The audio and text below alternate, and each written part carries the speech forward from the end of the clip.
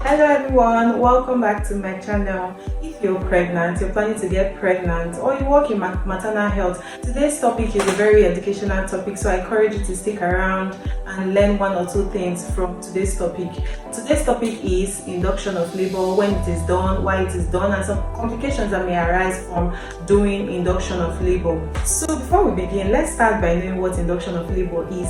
I know there are a lot of persons that misconstrue what induction of labor means and the meaning of augmentation of labor. So we'll start by defining what induction of labor means. Induction of labor simply means that the doctors or the midwife, they are artificially starting the process of labor. Normally, labor starts on its own. At the end of pregnancy, labor is supposed to begin on its own, where uterine contractions begin and the cervix starts to dilate. But in this case, due to some medical reasons, the doctor may want to, or the midwife inducing the labor may want to start up the process of induction of labor artificially. So that's simply what induction of labor means. While augmentation of labor simply means that the woman is already in labor, but the process is not as fast or is not progressing as it should.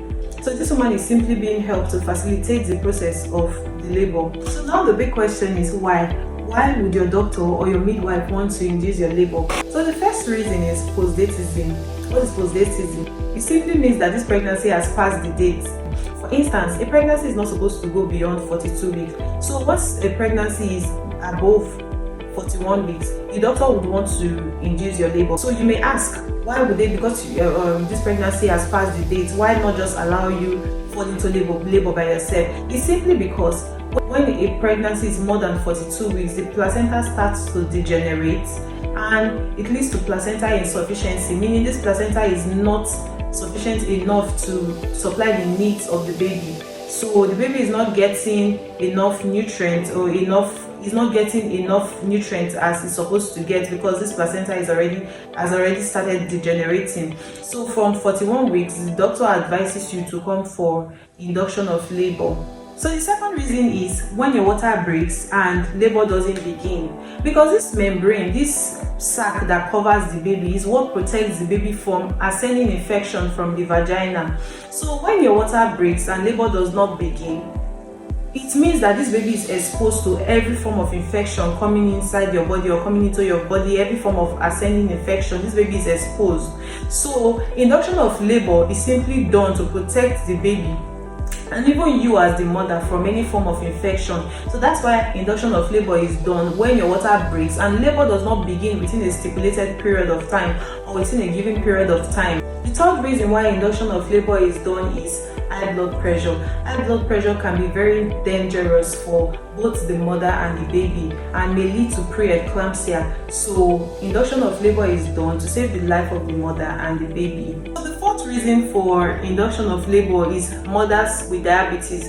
So because diabetes predisposes mothers to having big babies, so when a scan is done and it is noticed that this baby is too big, induction of labor is done for the woman. Because if this woman is left to carry this pregnancy to 40 weeks or 41 weeks to term in general, this baby may grow as big as or even above 5 kg. So mothers with diabetes are not allowed to carry their babies to term. The fifth reason for induction of labor is reduced fetal movement. The mother comes to the hospital to complain that a baby that usually moves all the time, suddenly the movement is not as often or as frequent as it used to be before.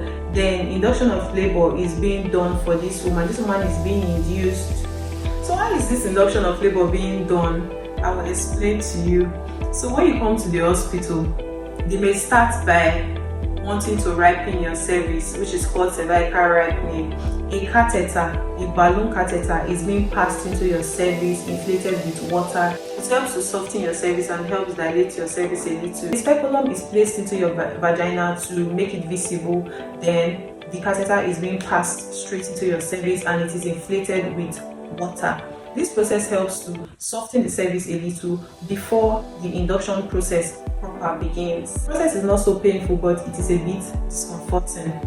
So after the catheter has been passed, it has stayed there for a few hours. Sometimes, for some women, the catheter may fall off by itself, while for some, it doesn't fall off by itself. The doctors deflates, or the midwife deflates the catheter and starts the process of induction proper. So they start the process of induction by inserting a tablet. It's miserable store. It is being inserted into your cervix. After this tablet is being passed, for most women, contraction begins, but for some, contraction doesn't begin by men passing the first tablet. So the process may be repeated again a few hours time. The tablet is being passed again for the second time, or even the third time. Then contraction, at this point, contraction has already begun. So while the other process is using an injection called oxytocin, what most pregnant women known as hot drip. This injection is put into a drip and is connected to the woman's hand. It is counted. It is so that's not for you to bother yourself about. So we